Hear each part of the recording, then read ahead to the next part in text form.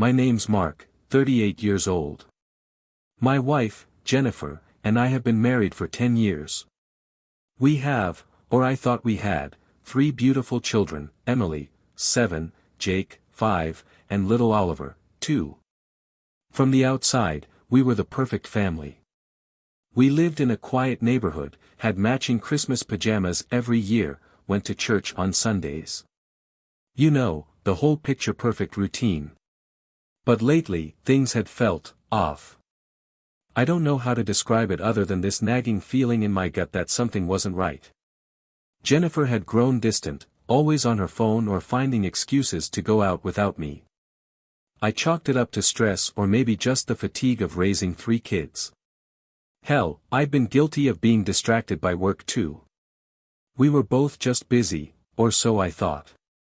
It was last Thursday when everything started unraveling. I was in the kitchen, cleaning up after dinner while Jennifer sat at the dining table, scrolling through her phone as usual. She was laughing at something, a sound that felt foreign lately, and when I asked her what was so funny, she quickly brushed it off, saying it was just a stupid meme her friend Sarah had sent. But it wasn't Sarah's name I saw on her phone. It was Mike. I didn't say anything then, but the name burned into my mind. Mike was an old coworker of hers, someone she used to talk about when she first started at her job years ago. Harmless at the time, I'd thought. They'd lost touch when he moved out of state, or so she said. So why the hell was she texting him now? That night, after she went to bed, I couldn't help myself. I know I should trust my wife, but something about that moment just didn't sit right with me. I opened her phone while she slept, heart pounding in my chest. The texts, they were far from innocent. Flirty messages. Inside jokes. But the thing that shattered me? A picture of our youngest, Oliver, with the caption, "He's looking more and more like you every day." I felt sick. I couldn't breathe. My mind was racing, trying to make sense of it all. Why would she send a picture of Oliver to Mike with a comment like that? I kept telling myself it had to be some kind of sick joke, that I was reading too much into it. But deep down, I knew. I knew right then and there that my life was about to fall apart in ways I couldn't even imagine. I didn't confront her that night. I just sat there, staring at the messages, replaying all the little moments over the years that I had ignored. The times she was working late. The unexplained trips to visit her sister. Even how distant she had been during my birthday last year, when she spent more time texting on her phone than celebrating with me and the kids. That night, I couldn't sleep. I just laid there next to her, wondering how long this had been going on. Was Mike the only one? Were all 3 of my kids? I felt like my world was spinning out of control. And the worst part was, I didn't know how to stop it. The next morning, I woke up feeling like a zombie. My body had rested, but my mind had been spinning all night, cycling through anger, confusion, and sheer disbelief. I watched Jennifer go through her morning routine, packing lunches for the kids, getting ready for work, kissing each of them on the head like she was the perfect, devoted mom. But I couldn't see her the same way anymore. Every movement felt fake, like I was looking at a stranger. It took everything in me not to explode, to just ask her outright, "Who the hell is Mike to you?" But I didn't. I played along, watching her kiss me goodbye before heading out the door, pretending everything was normal while my entire world felt like it was crumbling beneath me. I couldn't take it anymore. After dropping the kids off at school, I called in sick to work. There was no way I could focus after what I'd seen. Instead, I went to my brother's place. Tom is the kind of guy who always has advice, but I hadn't told him much about my suspicions. It's embarrassing, you know. To admit that you might be that guy, the one whose wife has been cheating on him behind his back while you just sit there clueless. But I needed to talk to someone before I went crazy. "So, what's up, man?" Tom asked when I arrived, noticing I looked like hell. "You don't look sick. You look like you've been hit by a truck." I don't even know how to say this, I started, running my hand through my hair. I think Jen's cheating on me. Tom's eyes widened. What? No way, man. Are you sure? I mean, you guys have been together forever. You've got the kids. I'm not sure of anything anymore, I cut him off. But I found texts. With some guy she used to work with, Mike. And, she sent him a picture of Oliver, saying he looks more like him every day. The words sounded insane, even as I said them out loud. It felt like something out of a bad dream, but it was real. Wait. You're telling me she's been talking to this Mike guy and implying Oliver might not be yours? Tom's voice lowered, like even saying it was too much. I nodded, swallowing the lump in my throat. That's exactly what I'm saying. Tom was silent for a moment, shaking his head like he couldn't believe it either. Look, you can't jump to conclusions yet. You need to talk to her. Get the facts. But man, if what you're saying is true, you have to know. You can't live like this. That conversation lit a fire in me. I couldn't keep sitting on this, wondering, worrying, letting my mind spiral out of control. I had to confront Jennifer, but I needed proof. I needed to know just how deep this went. I started digging. I went through her phone again when she wasn't looking, searched through emails, and scoured her social media. The more I looked, the worse it got. Texts to Mike went back years. There were pictures, flirty messages, late night, I miss you, texts. It wasn't just Oliver either, there were references to all three of the kids in ways that made my stomach turn. Comments like, they've got your eyes, and, we should have done this differently. The worst part? I found hotel reservations. There had been several business trips she'd taken over the past few years, times when I'd stayed home with the kids. And now it was obvious that these business trips were with Mike. I felt physically sick. My hands were shaking as I stared at the screen, my heart pounding so loud I could barely hear anything else. I needed to know the truth, and there was only one way to get it. That evening, after putting the kids to bed, I sat Jennifer down in the living room. I wasn't sure how to start, but I knew I couldn't delay it any longer. Jen, I said, my voice hoarse. We need to talk. She looked up at me, her face calm but a little wary. What's going on? I know, I said flatly, my eyes locked on hers. Her brow furrowed. Know what? About Mike. About the texts. The pictures. The hotel trips, I continued, my voice getting firmer with every word. About the fact that I'm not sure our kids are even mine. For a moment, she just stared at me, her face pale. Then, slowly, her expression hardened, like she was bracing for a fight. What are you talking about? She said, though her voice cracked. You've been snooping through my phone. I had to. I snapped, the anger bubbling up now that she was trying to deflect. You've been lying to me for years. I'm your husband, Jen. And I don't even know if those kids upstairs are mine. Her lips quivered, and for a moment, I thought she might cry. But instead, she went cold, her voice icy. This is ridiculous, Mark. Of course, the kids are yours. Mike and I, we had a connection, sure. But it was never like that. You're blowing this way out of proportion. I saw the messages. I yelled, standing up. I saw everything. You're telling him Oliver looks like him, for God's sake. I'm not an idiot, Jen. She stood up too, her voice rising. It wasn't like that. It was just emotional, just a stupid emotional affair. I was lonely, Mark. You were always busy with work, with the kids. You stopped paying attention to me. An emotional affair? I scoffed. You think I'm stupid?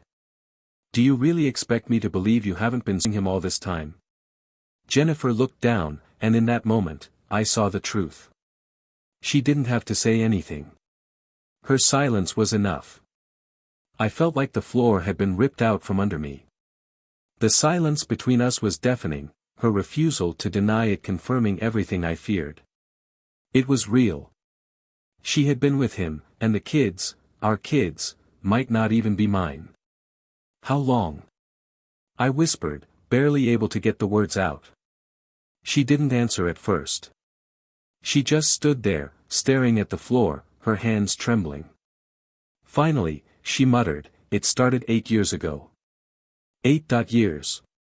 I sank into the couch, feeling like I'd just been hit by a truck. 8 years, you've been lying to me for 8 years? She tried to reach out, but I pulled back, glaring at her like she was someone I didn't even recognize anymore. Don't touch me. I'm sorry, she whispered, her voice cracking. It didn't mean anything, Mark. I was confused. I was lonely, and things just. Don't give me that bit, I cut her off. 8 years, Jennifer. You've been with him for 8 years, and you want me to believe it didn't mean anything? You've lied to me. You've lied to our kids. You've broken this family. She sat down across from me, tears spilling down her cheeks, but I couldn't bring myself to feel sympathy. I was too angry, too heartbroken to care. I need to know, I said after a long pause. Are the kids mine? Her face crumpled, and she shook her head, sobbing. I don't know. That was it. That was the moment everything shattered. The last thread of hope I'd been holding on to, that maybe, somehow, I could forgive her, was gone. I'm getting a paternity test, I said, standing up, my voice cold and steady. If those kids aren't mine, I don't know what the hell I'm going to do. The next few days were a blur. I moved through them in a fog, barely able to function. The kids had no idea what was going on, they just saw their dad looking distant and their mom crying in her room. I couldn't bring myself to tell them anything. How do you explain to your children that their entire world might be built on a lie? I scheduled the paternity tests the very next day. Jennifer didn't fight me on it. She didn't say much at all, honestly. She seemed like she was in her own state of shock, but I didn't care. I couldn't afford to feel sorry for her. Not after everything she'd done. The drive to the clinic with the kids was surreal. Emily, Jake, and Oliver sat in the back, laughing, playing with their tablets, completely oblivious to the fact that their dad was about to find out if he was actually their father. I forced a smile when they asked why we were going to the doctor. I lied, told them it was just a routine checkup. They didn't question it. After the swabs were done, the nurse told me it would take about a week to get the results. A week. 7 days of waiting to find out whether the life I'd been living was real or just one big betrayal. I didn't know how I was going to survive that week. I felt like I was holding my breath, walking around with this crushing weight on my chest. Every time I looked at the kids, at Emily's smile, Jake's laugh, Oliver's goofy little face, I wondered. Was I their father? Or was I just some guy who'd been raising another man's children? I tried to go about my life as normally as possible, but everything felt like it was falling apart. I couldn't stand to be in the same room as Jennifer. Every time I looked at her, all I saw was the lies, the betrayal. I started sleeping on the couch. It was like we were living in two different worlds under the same roof, both of us waiting for the inevitable crash. On the 4th night, I had a dream. In it, I was standing at the edge of a cliff, the wind roaring in my ears, and below me was nothing but darkness. I could hear Jennifer's voice behind me, calling my name, but I didn't turn around. I just stood there, staring into the abyss, feeling the pull of it.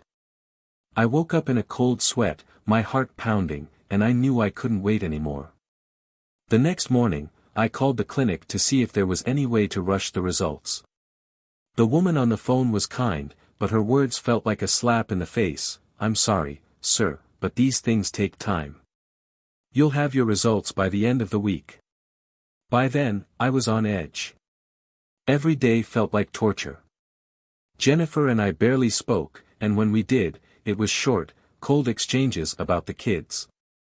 She didn't ask about the paternity test, and I didn't offer any updates. She knew what was coming, just like I did. But the waiting was killing me. I couldn't stop thinking about all the memories we had built as a family, the first steps, the birthday parties, the bedtime stories, and wondering if any of it was really mine. Were they even my memories to hold on to? That Friday, I came home from work early. The email from the clinic had come in. I stood in the driveway for what felt like hours, just staring at my phone, knowing that once I opened it, everything could change.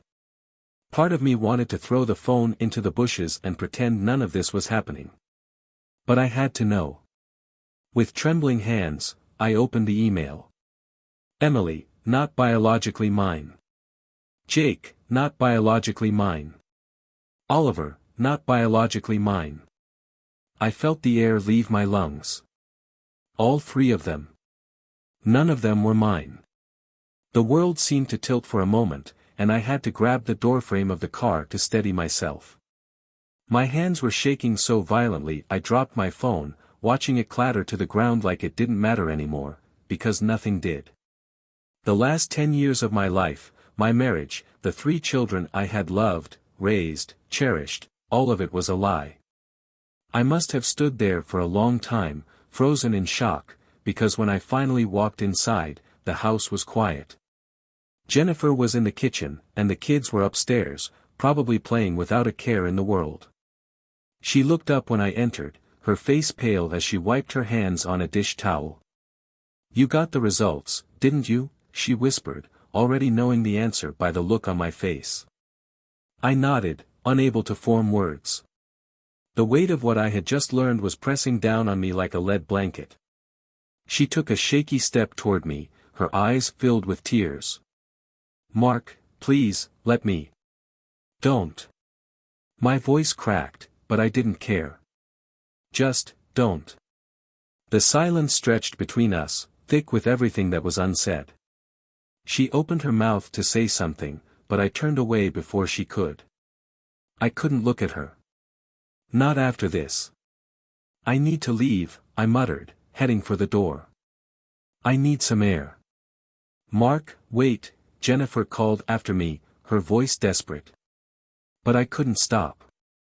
I grabbed my keys and left, slamming the door behind me as I drove away. I didn't know where I was going. I just drove. My mind was a mess, swirling with memories of the kids and my life with Jennifer. I kept replaying the moment I had first held each of them in the hospital, the overwhelming love I'd felt, thinking they were mine. But they weren't. I ended up at a park on the edge of town, the one we used to take the kids to when they were younger. The place was empty. I sat on a bench overlooking the playground, staring at the swings, the jungle gym, the slide where I used to push Emily and Jake. The memories came flooding back, each one stabbing me in the gut. None of it was real. None of them were mine. I must have sat there for hours, lost in my own thoughts. At some point, my phone buzzed. It was Tom, my brother. "Hey, man. You all right?" Jen called me. "She's worried about you." "Worried about me?" I laughed bitterly. "Yeah, I'm sure she is." "Mark, what happened? Did you get the results?" "None of them," I whispered, my voice breaking. "None of them are mine, Tom. Not a single one." There was a pause on the other end. "Oh, man. I don't even know what to say. I'm so sorry." I closed my eyes, feeling the tears I had been holding back start to fall. "What am I supposed to do now, Tom? I've spent the last decade building a life with these kids, thinking they were mine. How the hell am I supposed to move forward?" Tom was silent on the other end of the line for a long time. When he finally spoke, his voice was low, careful, like he was trying to handle me with kid gloves. "Mark, you're their dad. I know the DNA test says otherwise, but you've raised them. You've loved them. They're still your kids in every way that matters. I wanted to believe that. I really did. But how could I? How could I look at Emily, Jake, and Oliver, these children I had poured my heart into, and not feel like I had been living someone else's life? I wiped at my eyes, frustrated with myself for breaking down like this. I don't even know what I am to them anymore, I muttered. It's like I don't belong in my own family. You do, Tom insisted. You've always been there for them. The blood doesn't change that. It just complicates things. Complicates things. I laughed, but it was hollow, empty. It fucking destroys everything, Tom. I can't even look at Jennifer without wanting to scream. And the kids, how do I even explain this to them? How do I tell them their real dad is some guy I never even met? Tom sighed. I don't have answers for you, man. I wish I did. But you can't make any rash decisions right now. You need to talk to Jen. I know you're pissed, and you have every right to be. But the kids, they need you. I didn't respond. I just sat there, staring out at the empty swings, the wind swaying them back and forth like they were haunted by ghosts of the past. I knew Tom was right. No matter how broken I felt, those kids didn't deserve to be caught in the middle of this mess. But the thought of going back to that house, of facing Jennifer after everything. I wasn't ready. Thanks, man, I finally said, my voice barely above a whisper. I'll figure something out. We hung up, and I sat there for what felt like an eternity, trying to process everything. Tom's words echoed in my head, "You're their dad." It felt true in some ways, but it also felt like a lie, like everything I had known about myself and my family had been stripped away. I didn't know who I was anymore. Eventually, I drove back home. It was late, and the house was quiet when I walked in. The lights in the living room were off, but I could hear soft voices coming from upstairs, Jennifer reading to the kids before bed. It was something I used to do every night, a little ritual that had once brought me so much peace. Now, it felt like a knife twisting in my gut. I stood at the bottom of the stairs, listening to her voice, to the kids giggling at some silly part of the story. It was a normal night for them. They had no idea that everything was about to change. When Jennifer came down a few minutes later, she looked exhausted. Her eyes were red from crying, her shoulders slumped. She froze when she saw me standing there, like she wasn't sure if she should say something or just walk away. But I wasn't going to let her off that easily. "We need to talk," I said, my voice barely holding back the rage simmering underneath. She nodded, her face pale. "I know." We sat in the kitchen, the tension thick between us. Neither of us spoke at first. I could tell she was waiting for me to start, but I didn't even know where to begin. How do you talk about something like this? How do you explain the kind of betrayal that cuts so deep, it feels like it's torn your entire life apart? Why? I finally asked, my voice cracking. Why did you do this? Why didn't you tell me sooner? Jennifer's hands were trembling as she tried to explain. I was scared, Mark. I was young, and I made mistakes, terrible mistakes. When I found out I was pregnant with Emily, I panicked. I wasn't sure if you were the father or if it was Mike, but I was already in too deep. And then Jake came along, and then Oliver, and every time I wanted to tell you, I couldn't. I couldn't bear to break your heart. Break my heart. I laughed bitterly. You didn't think raising kids that aren't mine for a decade might break me? That I had a right to know?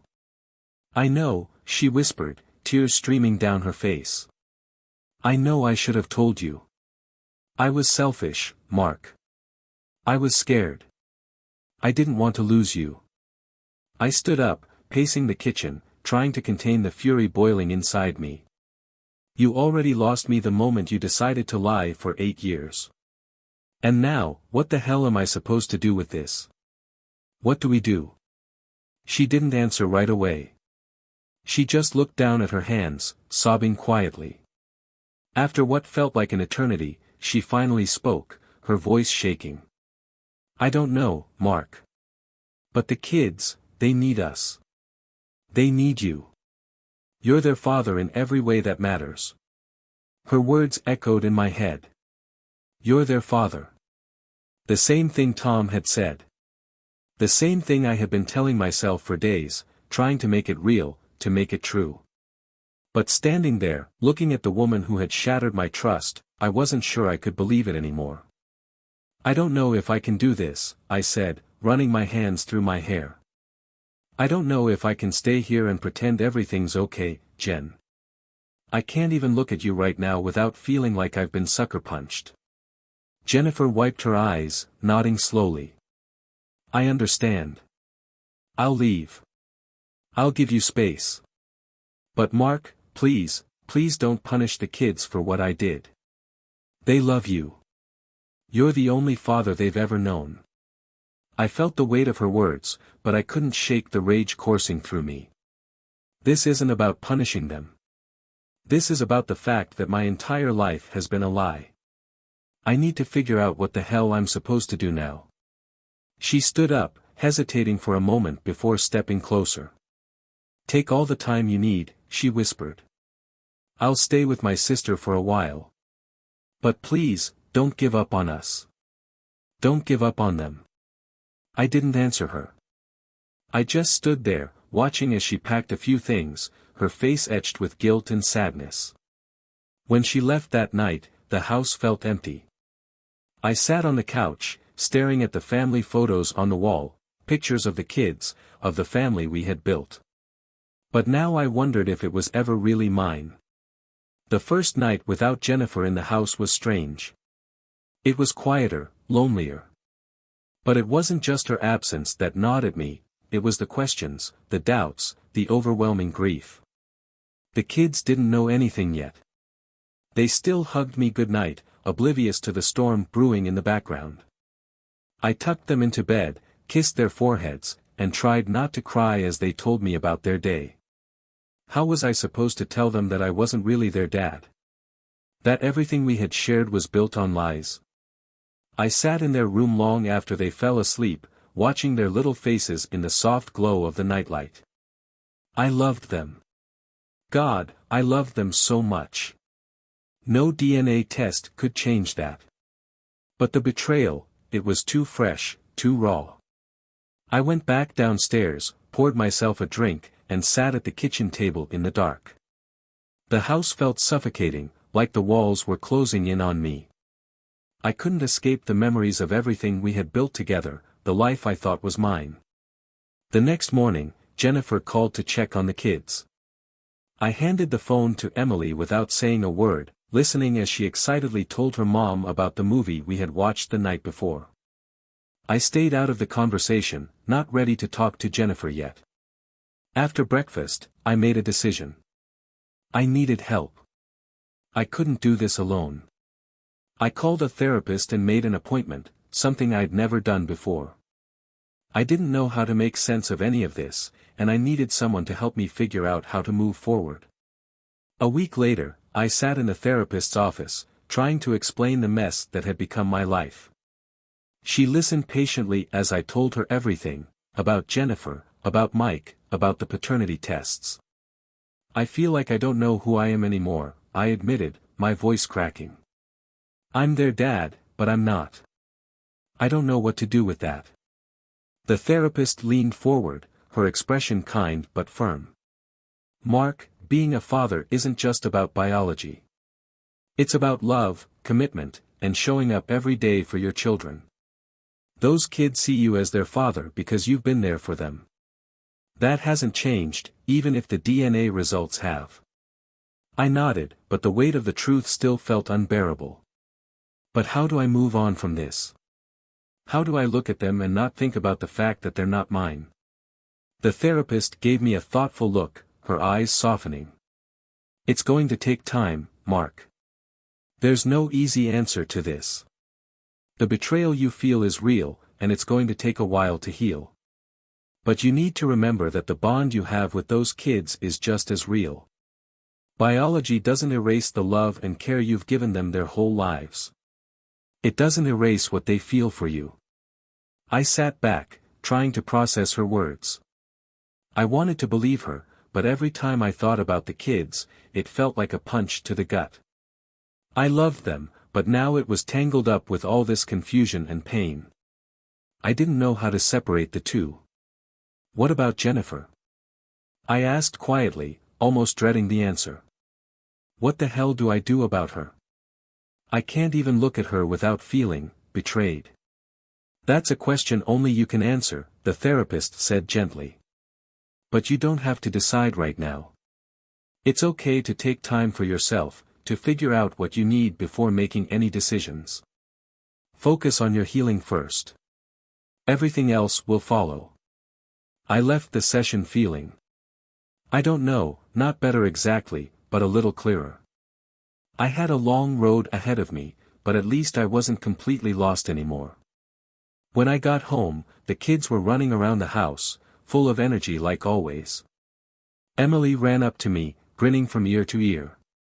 Dad, you promised we could bake cookies today. Can we, please? The word Dad hit me harder than usual. I looked down at her, feeling that familiar warmth in my chest, but it was tinged with sadness. Still, I managed to smile and nodded. Yeah, of course. Let's do it. As the kids and I baked cookies that afternoon, I found myself watching them closely, studying their faces, their little mannerisms. Emily with her fierce determination, Jake with his mischievous grin, and Oliver with his endless curiosity. They were my world, and no DNA test could change the fact that I had been their dad in every way that mattered. But it was hard. Every time they called me dad, I couldn't help but feel a pang of grief. Was I betraying them by keeping this secret? Would they hate me if they found out the truth? I didn't know if I could ever bring myself to tell them, but I knew I couldn't make that decision just yet. Later that night, after the kids had gone to bed, I got a call from Jennifer. My heart clenched as her name popped up on my screen. I stared at the phone, debating whether to answer. I still wasn't ready to talk to her, but I knew I couldn't avoid her forever. I picked up the call, my voice cold. What do you want, Jen? There was a pause on the other end, and when she spoke, her voice was shaky. Mark, I'm sorry. I don't know what else to say. I'm so sorry for everything. I've destroyed our family, and I don't know how to fix it. I took a deep breath, trying to keep my emotions in check. You're right. You did destroy it. But this isn't just about you and me anymore. It's about the kids. They're the ones who are going to suffer the most from this. I know, she whispered. That's why I want to make it right. I don't know how, but I'll do whatever it takes. Make it right? I laughed bitterly. There's no fixing this, Jen. You lied to me for 8 years. You let me raise kids that weren't mine, knowing this would come crashing down eventually. How the hell do you make that right? Her voice broke. I don't know. But I'm willing to try if you are. I sat there in silence, staring at the wall, the weight of her words hanging in the air. Was I willing to try? Could I even forgive her? Could I move forward knowing what I now knew? I don't know if I can do that, I finally said, my voice flat. It's not just about forgiving you, Jen. It's about learning to live with this mess. And I don't know if I can. I understand, she whispered. I don't expect you to forgive me right away. But I love you, Mark. I love our family. I made terrible, awful mistakes, but I want to make it right. For the kids. For us. I felt a mix of anger and sadness. I couldn't even tell if her love was real anymore. You should have thought about that before you cheated. Before you lied. I'll do whatever I need to for the kids, but for us? I don't know. I don't know if I can ever look at you the same. Jennifer sobbed on the other end of the line, and I almost felt bad for her. Almost. But I reminded myself that she was the one who had created this nightmare, not me. "We'll figure something out," I said finally. "But for now, I need space. The kids need stability, and I'm going to focus on them. You can stay with your sister until I figure out what's next." "Okay," she whispered, her voice breaking. "I understand. I'll give you time." We hung up, and I sat there for a long time, staring at the phone. The weight of everything pressed down on me: Jennifer's betrayal, the kids, the future that now felt completely uncertain. I didn't know if I could ever forgive her. I didn't know if I could rebuild our marriage. But I did know one thing: I wasn't going to let the kids suffer because of her mistakes. They deserved better than that. The next few days were a blur. Jennifer stayed with her sister, and I took over full-time with the kids. It wasn't easy, especially with the emotions I was still grappling with. But in some strange way, being around them helped. I tried to focus on the here and now, on being the dad they needed me to be, even if I wasn't their biological father. It was Saturday when things took a turn. We were at the park, the same one I'd driven to after I got the paternity results. I was pushing Oliver on the swing, listening to Emily and Jake argue about who was faster, when Emily blurted out a question I wasn't prepared for. "Dad, why isn't Mom coming home?" The words hit me like a punch to the gut. I froze, my hands tightening on the swing as Oliver squealed with delight, completely unaware of the tension building. Emily's eyes were wide, waiting for an answer, and Jake had stopped arguing, now watching me with concern. I stammered, trying to think of the right thing to say. "Mom's staying with Aunt Sarah for a little while." Emily frowned. "But why? Did you and Mom have a fight?" I swallowed hard, my heart racing. How the hell was I supposed to explain this? "Yeah, we had a fight," I admitted, keeping my voice as steady as possible. "But it's not your fault, okay? Sometimes grown-ups have problems, and we need time to figure them out." Emily's lip quivered. "Are you getting divorced?" The question cut through me like a knife. I had no idea how to answer. "I don't know, sweetheart. I hope not. But no matter what happens, we both love you. That's never going to change." Jake, ever the more observant one, stared at me. "Dad, are you okay?" I forced a smile, even though I felt like I was breaking inside. "I'm okay, buddy.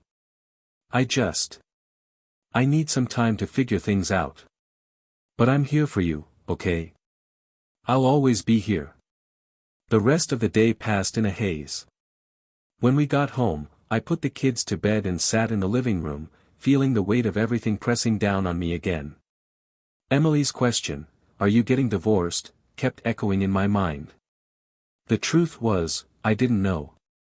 I didn't know if I could stay married to Jennifer after everything that had happened. But the kids needed stability. They needed me. And I wasn't sure if ripping the family apart even more was the right answer. I stared at the family photo hanging on the wall. The 5 of us, smiling on a beach vacation last summer. I remembered that trip so clearly, how happy we all were, how much I had loved Jennifer, how much I adored the kids. It felt like a lifetime ago now, like I was looking at someone else's life. The phone rang, interrupting my thoughts. It was Jennifer again. I hesitated before answering. "Mark?" Her voice was tentative, soft. "I know you said you need space, but I was wondering if I could see the kids tomorrow. Just for a few hours." I closed my eyes, taking a deep breath. "Yeah," I said quietly. "That's fine. You can see them." "Thank you," she whispered. "I miss them so much. And I miss you." I didn't respond to that. I couldn't. "I'll drop them off at Sarah's tomorrow." We hung up, and I sat there in the dark, feeling more lost than ever. I stood in front of Jennifer the next day, the decision weighing heavily on me, but my mind was clearer than it had been in weeks. It was time to put everything out in the open, to make the choice that had been gnawing at me since I found out the truth. "I've made a decision," I said, my voice steady. Jennifer looked up from the chair, her face pale, her eyes already brimming with the tears she had been holding back since I walked in. "I'm divorcing you." She opened her mouth to speak, but I held up a hand. "No, Jen. I don't want to hear any more excuses or apologies. It's done. There's nothing left to save between us. You chose to betray me and destroy our family for 8 years. You made that decision every time you lied to my face, every time you let me believe I was the father of those kids." The room felt heavy with the truth, but I kept going. I needed to say this. But the kids? They're mine. Maybe not by blood, but in every other way that matters, they're my children. I've raised them, loved them, and I'll continue to do so. They deserve a father, Jen, and you know damn well your lover isn't stepping up for them. He's a nobody. Jennifer's face crumpled as she began to cry, but I didn't feel sorry for her. I couldn't. My heart had hardened in a way I never thought possible. You're giving birth to his child, but does he care? Did he offer to take responsibility for the kids you already have? No. Because he's just as much of a coward as you are. I'm sorry, Mark, she whispered, her voice trembling. I don't care anymore, I said flatly. You can live however you want. You can be with him or whoever you choose, but the kids will be better off with me. I'm not going to drag them through the mud.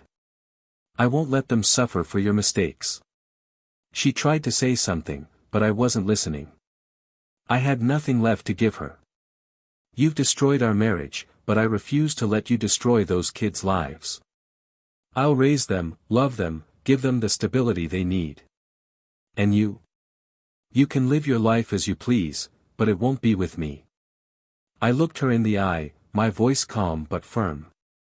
This is the last time we talk about it. I'm done. The kids deserve better, and I'm going to make sure they have it. With that, I turned and left. I didn't need to look back.